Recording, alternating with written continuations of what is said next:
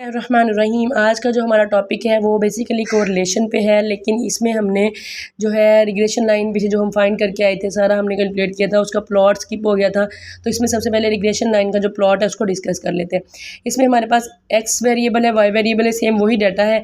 इधर हमारे पास जो है एक्स एक्सिस आ जाता है, इधर हमारे पास वाई एक्सिस आ जाता है। और हम इसको प्लॉट कैसे करते हैं, जैसे यहाँ पे x1 है और यहाँ पे y2 है, तो 1 और यहाँ से हमने देखना है 2, तो ये हमने फर्स्ट पॉइंट लगा दिया। दूसरा हमारे पास 3 और 4 है, 3 और यहाँ पर 4, ये हमने पॉइंट लगा दिया। चौथा हमारे पास है थर्ड हमारे पास है 5 और 6, यहाँ पे x5 और यहाँ से हमने देखना है 6, तो ये x5 और 6 और ये हमने रिग्रेशन लाइन जो है वो ड्रॉ कर दी है। तो ये सिंपल रिग्रेशन लाइन का जो प्लॉट है वो इस तरह से होता है।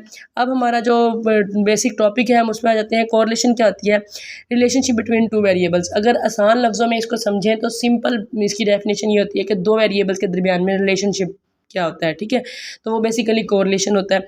Two variables are said to be correlated if they tend to simultaneously vary in some direction, ठीक है। अगर दो वेरिएबल किसी डायरेक्शन में वेरी कर रहे हैं, दो वेरिएबल्स उनके दरमियान में रिलेशनशिप है, तो वो बेसिकली कोरिलेशन कहलाता है, ठीक है। दो तरह की कोरिलेशन होती है, पॉजिटिव कोरिलेशन भी होती है, नेगेटिव भी होती है। तो पॉजिटिव में क्या होता है? If both variable tend to increase और डिक्रीज टुगेदर। अगर दो वेरिएबल्स इंक्रीज हो रहे हैं और डिक्रीज हो रहे हैं इकट्ठे, ठीक है, तो वो कोरिलेशन क्या कहलाती है? डायरेक्ट और पॉजिटिव कोरिलेशन। अगर हमारे पास one variable tend to increase, एक वेरिएबल जो है वो इंक्रीज हो रहा है एज अदर वेरिएबल डिक्रीज, यानी कि जो फॉर एग्जांपल एक्स वेरिएबल है वो इंक्रीज हो रहा है और वाई वेरिएबल जो है वो डिक्रीज हो रहा है, तो उस सिचुएशन में वो होती है नेगेटिव कोरिलेशन और उसे इन्वर्स भी कहते हैं।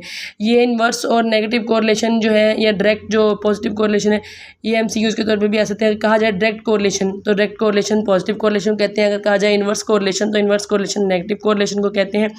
इसमें हमारे पास Pearson product moments correlation coefficient use होती है, इसका फार्मूला यूज़ होता है। आगे फर्दर एग्जाम्पल भी इसी के थ्रू हम सॉल्व करते हैं कोरिलेशन की। तो सबसे पहले आ जाते हैं, इसकी डेफिनेशन पढ़ लेते हैं। The numerical measure of strength in the linear relationship, जो न्यूमेरिकल मेजर की मेजर ऑफ स्ट्रेंथ होती है लीनियर रिलेशनशिप के दरमियान में, एनी टू वेरिएबल्स, किसी भी दो वेरिएबल्स के दरमियान में, इस called Pearson product movement correlation coefficient. जो दो वेरिएबल्स के दरमियान में स्ट्रेंथ होती है लीनियर रिलेशनशिप में, उसको basically Pearson product movements correlation coefficient कहते हैं। सिंपल कोरिलेशन भी कहते हैं इसको, टोटल कोरिलेशन भी कहते हैं। ये तीनों नाम इसी के ही हैं और इसके नाम एमसीक्यूज़ के तौर पर भी आपको आ सकते हैं।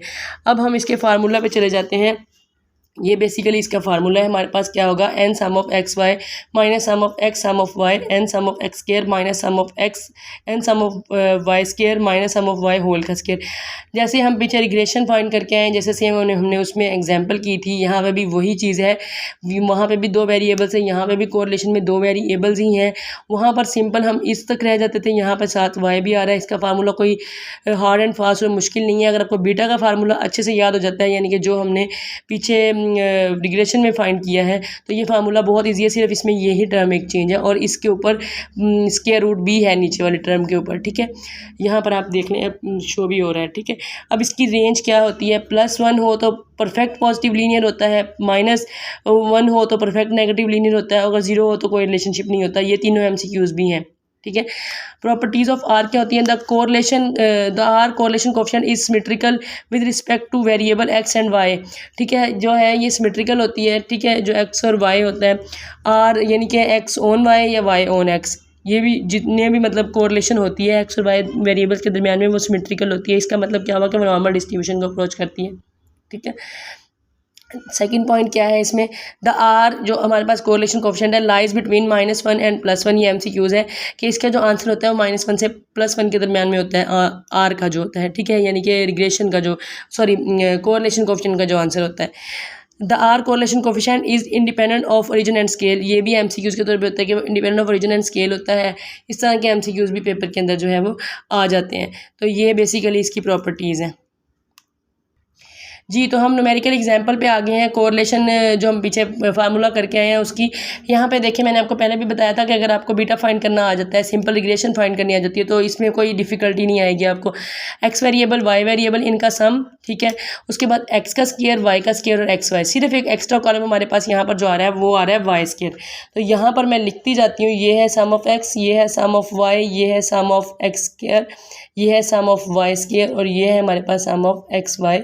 तो ये ऊपर जो इनकी वैल्यूज़ हैं ये आप देख लें। फार्मूला जो पीछे मैंने लिखा था सेम वही फार्मूला है, n sum of x y. N कितना है, कितनी ऑब्जर्वेशन है, 4, तो एन 4 आ गया। 20 एक्स वाई का सम, ये 20 ये पुट कर दिया। सम माइनस सम ऑफ एक्स क्या है, ये है 10, 10 प्लग कर दिया। वाई भी सेम है, 10 10 आ गया। एन कितना है, फिर बता रही हूँ 4 है, ठीक है। एक बार यहाँ प्लग कर लेंगे एन, तो आपको एन तो भूलेगा ही नहीं। 4, फिर ये 30 कहाँ से आया, 30 यहाँ से आया, एक्स स्क्वायर का सम, फिर वाई स्क्वायर का भी सेम 30 ही है। ये -10, ये 10, ये एक्स सम ऑफ एक्स का एक्स होल का स्क्वायर, यहाँ पे भी सम ऑफ वाई होल का स्क्वायर। ये पूरे फार्मूले में ये सारी वैल्यूज़ यहाँ गिवन है, देखकर आपने प्लग कर देनी है। प्लग करने के बाद ऊपर वाला पोर्शन सॉल्व किया तो 80 - 100 आया। नीचे वाला पोर्शन सॉल्व किया तो 20, ये वाला सेम ही है क्योंकि इनकी जो यहाँ पर वैल्यूज़ है सारी वो सेम थी। तो ये हमारे पास -20 और नीचे 20 आ गया, तो हमारे पास आया -1। तो हम पीछे रेंज में बताकर भी आए हैं, अगर -1 आएगा तो वो परफेक्ट नेगेटिव लीनियर रिलेशनशिप होगा दो वेरिएबल्स के दरमियान में। एमसीक्यूज़ के तौर पे हम बता के आए, अगर यहाँ पे +1 होता तो परफेक्ट पॉजिटिव लीनियर रिलेशनशिप होता है एक्स वाई के दरमियान में।